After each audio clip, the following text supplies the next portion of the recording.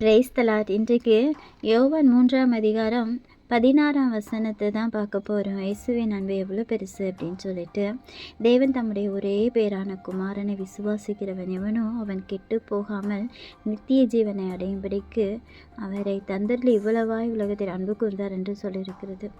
தேவன் தம்முடைய ஒரே பேரான அவருடைய சொந்த குமாரன் என்று பாராமல் நம்முடைய பாவங்கள் மன்னிக்கப்பட வேண்டும், நாம் நித்திய ஜீவனை பெற்றுக்கொள்ள வேண்டும் என்பதற்காக அவருடைய குமாரனின் இரத்தத்தை நமக்காக கிரயமாக கொடுத்து நம்முடைய ஜீவனை மீட்டுக்கொண்டு நாம் நரகத்திற்கு போகாதபடி காத்து கொண்ட தேவ அன்பு.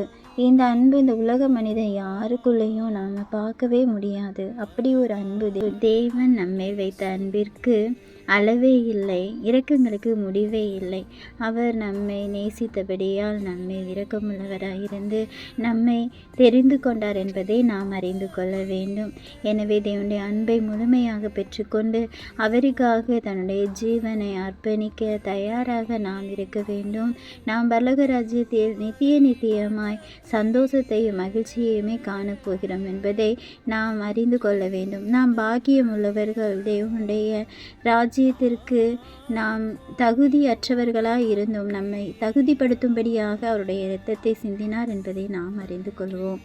எனவே தேவனை நாம் உலக இரட்சகராக ஏற்றுக்கொண்டு நம்மை இரட்சித்த தேவனை துதித்து அவரை போற்றுவோம்.